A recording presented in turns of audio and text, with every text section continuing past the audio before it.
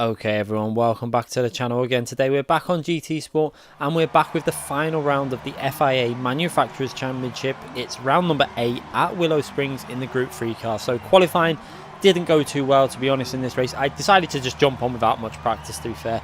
I jumped on an early race, I think it was a 7 PM race. Didn't really have any warm-up, just went straight on. Was P3 in qualifying until before the final runs, and I messed up my final run, so I didn't improve on my time and then ended up down in P7. So I think I had the potential to be up in the top 5 of the grid, but I messed the lap up and that was my fault. So starting from P7 and having hopefully been able to work my way through the field, because obviously I felt that my race pace was going to be okay. I felt like I could keep it consistent. I felt that I could maybe try the undercut at this track. My theory was to try and pit at the end of lap 6 and then just do 7 laps on the last stint, because we all know now with the way the tyre wear is, the lighter fuel, the car behaves much better on them last laps, so you can tend to get an extra lap in easier than on the first stint. So that was the plan for this race. You can see a few big drivers in this race. There was about 2,300 and something points, I think 380 points for the win. I was expecting a bit more, but I don't think everyone did this bothered with the Willow Springs race, final race. A lot of people don't bother, and the fact that it was Willow Springs, I think a lot of people avoid that track because it's just so, you know, one little knock from another car and you end up your race being totally wrecked. So I think a lot of people just tend to not bother racing it, or watching the F1 qualifying. Possibly that's an alternative as well, because I think the F1 qualifying was on around about a similar time. So you can see going through the grid, all 20 drivers I think in this race. Yeah, 20 drivers, no disconnects again, makes a change. Seems like the disconnects are getting a little bit better. The last few FIA races I've noticed that no disconnects in the top splits for 2 or 3 races in a row now for myself, so it's good to see. Let's hope they're getting on top of this. So lights about to go out. We're going to start the race with just the onboard footage. For some reason the replay footage for the first part of the race wasn't in sync. It must be a problem with the Elgato or something, but it was sorted after then anyway. So we're going to start with just the onboard footage, starting the race, and obviously first thing to do was just try and stick with the cars in front, stay with the slipstream, try and lose the slipstream from the car behind, and obviously not make a mistake on this first lap. Obviously such a hard track to make it, you know, keep it clean. If you make one error, P6 there has a massive moment in front of me in the BMW, nearly loses the rear. So I'm just going to try and stay fairly close, keep it smooth. There's no real overtaking opportunities at this point of the track. It's very much single file through here. And then the main real overtaking opportunity is going into turn 1. If you can get a good exit off the final corner, pick up the slipstream, and then do your overtaking there. That was my plan, was pretty much to use all the overtaking there. It was also possible to possibly pick up a slipstream down the straight now, but it was a very risky move going into that final corner. It's a little bit, you know, it's one of them, you can go for it, but it can end in disaster. So my plan was just to stay with them, try and always get a good clean exit off the final corner, and hope one of them would make a mistake and try and get past. As you can see, fairly close, obviously the top 6 at the moment, but quite a big gap developed down to P8. There you can see nearly 2 seconds gap, 1.5 second gap. So got the slipstream broke from the car behind, and now it's just a case of staying with these and just trying to pick a car off whenever I can and make a move whenever there was an opportunity. Is getting closer on the slipstream, but again, not really getting too close, as P6 is still picking up the slipstream with the cars in front. Very close racing up ahead. You can see a lot of battling going on there between P3, 4, 5. So you can see P1 and 2, a bit of a gap developing there, where it looks like P3's holding some cars up. I mean, to be honest, it felt like it was, because I wasn't really pushing 100% here. I was trying to just stay with the pack without getting myself involved with it too much. I wanted to make a move when I felt it was safe, as you can see there. Just sticking back, not risking anything at this stage of the race. I didn't want to just throw one up the inside, and you know, I felt like the cars in front looked quite erratic. I felt like there was going to be a mistake made at some point in the race possibly. so maybe just stick behind them and wait for them to make a mistake and try and gain a few positions. I wasn't too worried about this final round.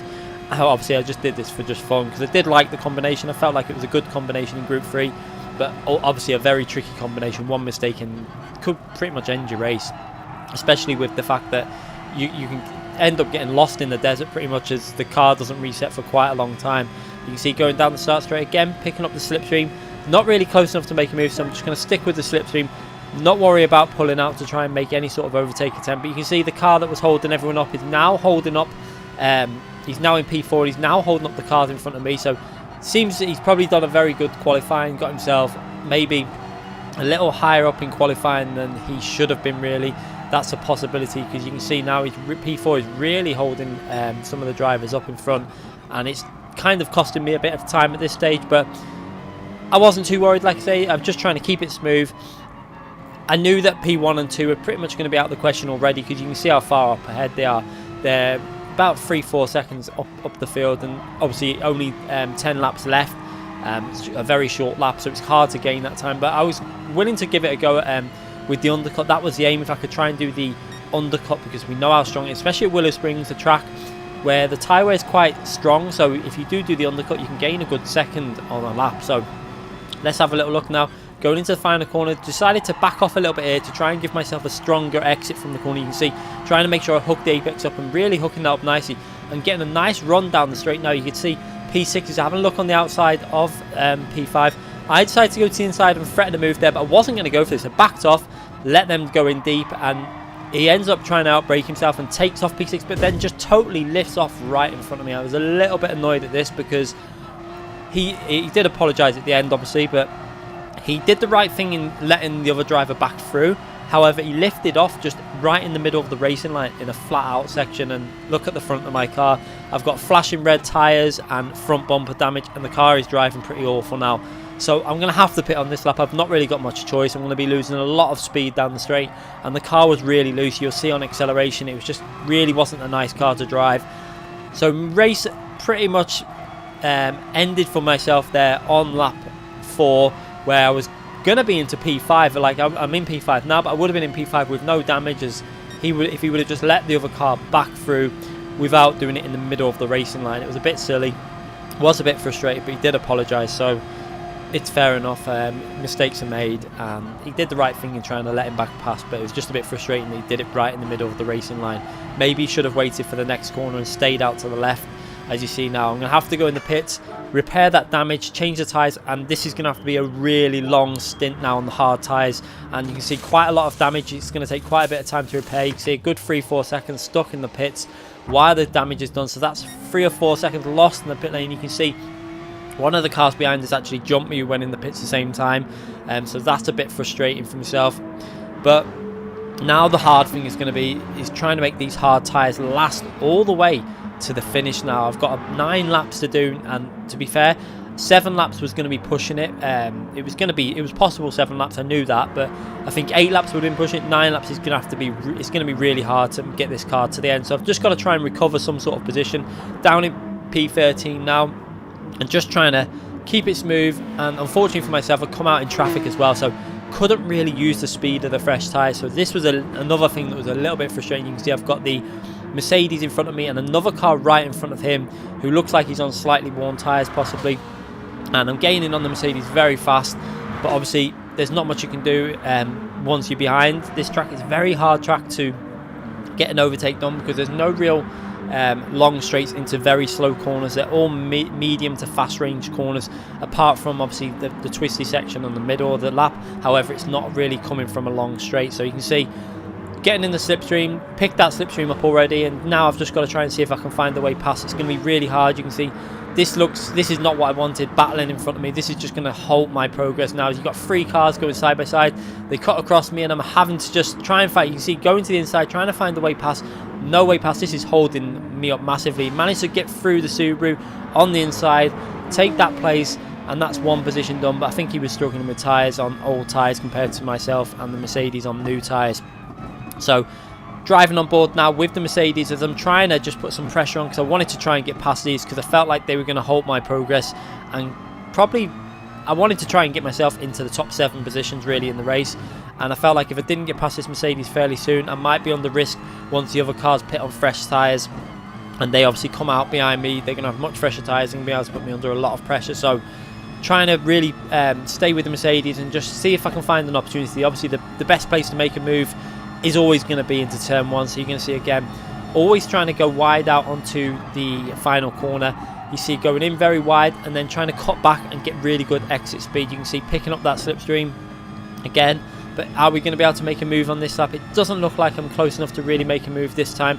So just staying on the normal racing line and not making a move there as we go into turn 1. There's a lot of the pit stoppers now coming out the pits, and we're now down. I think we're into the top 10 now at this phase, obviously with the pit stop phase out the way.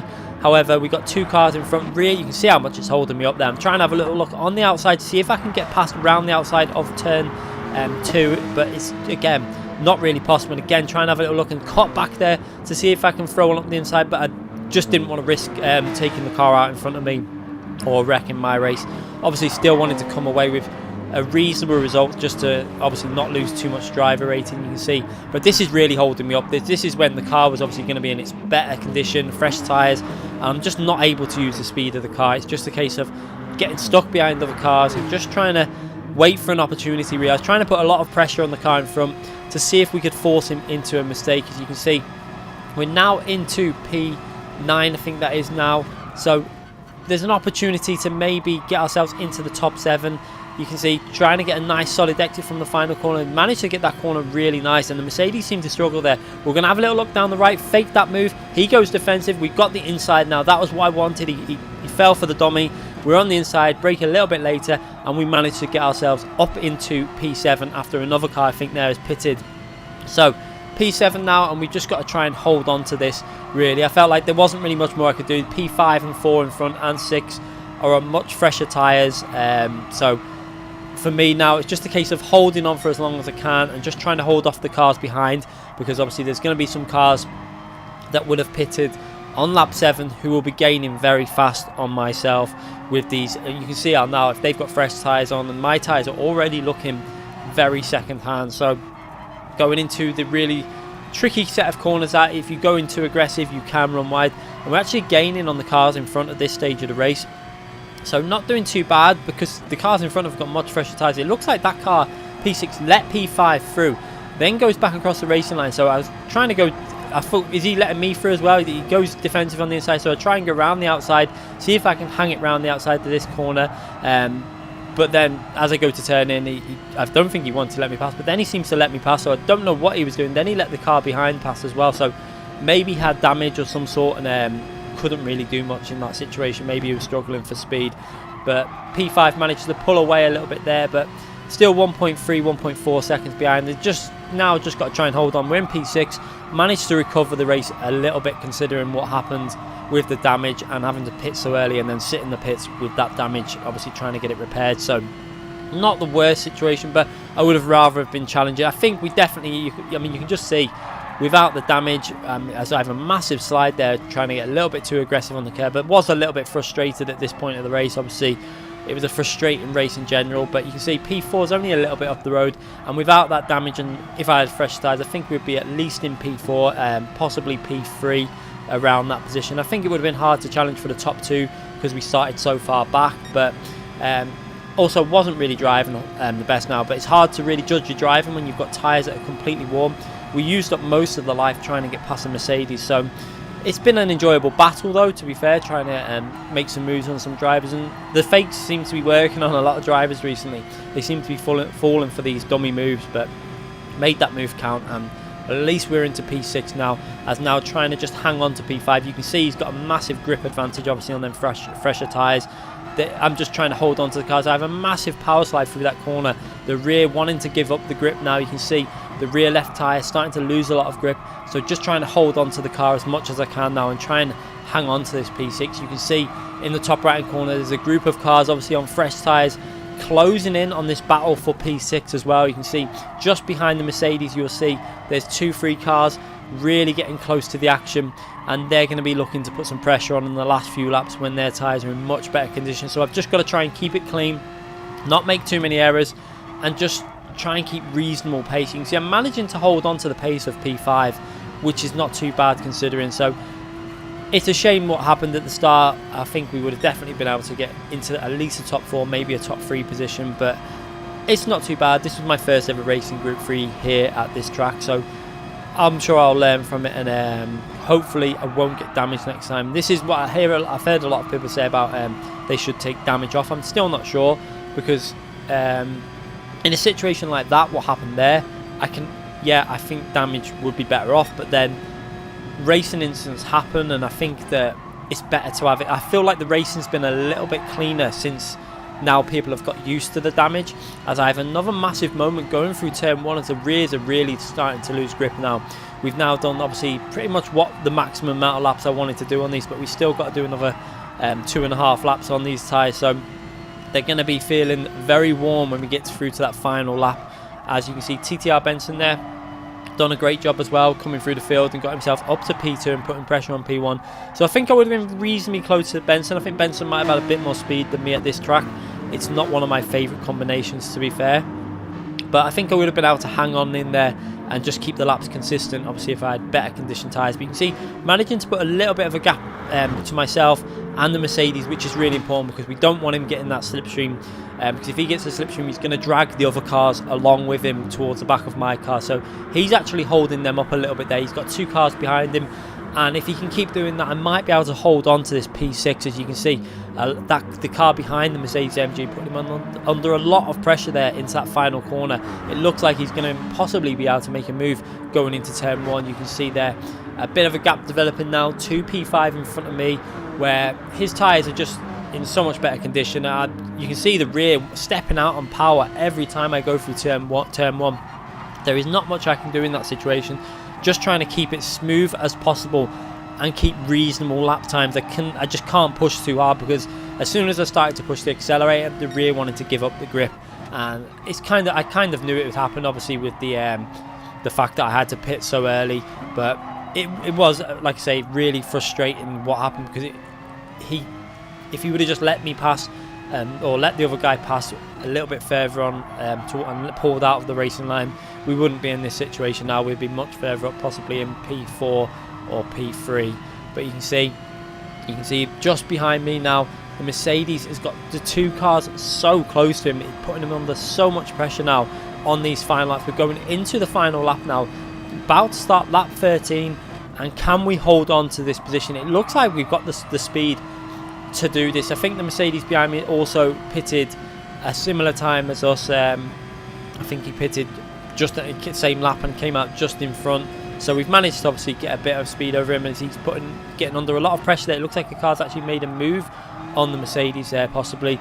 And again, going through turn 1, the rear just wanting to step out, trying to hold on to the car, and just trying to hold on now for everything I've got, just to see if I can manage to hold on and get myself over the line in P6, which wouldn't be the worst result considering what's happened. Obviously not the result I would have liked, but that's racing, and mistakes are made by people. So it wasn't, like I said, I was a little bit annoyed at the end of the lobby when the lobby race finished. I did question what he did, but he did actually apologise for what he did, so it's all fair. As we now come through to the last corners in this race, trying to hold. You can see the car, it's just got no grip at all. Every time I put the power on, it's understeering, then oversteering.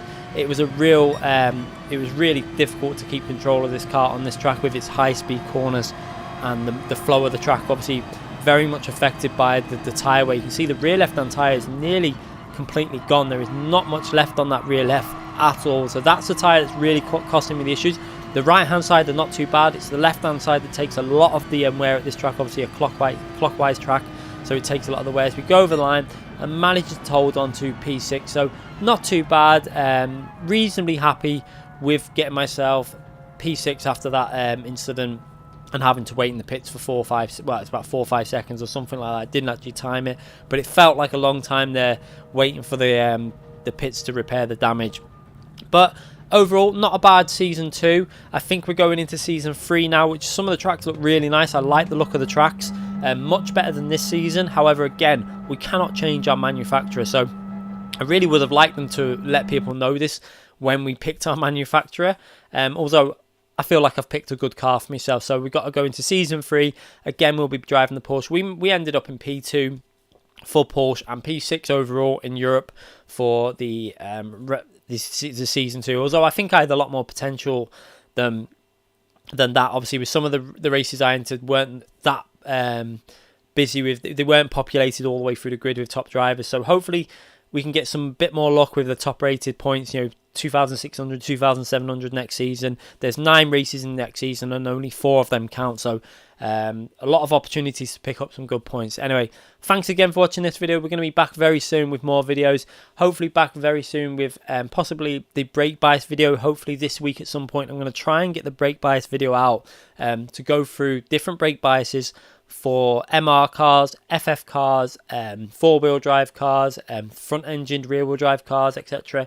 So check that out. Hopefully it'll be out within the next 7 days or so. I want to try and get working on that, and we'll be streaming again through the week also. Thanks again for watching, everyone.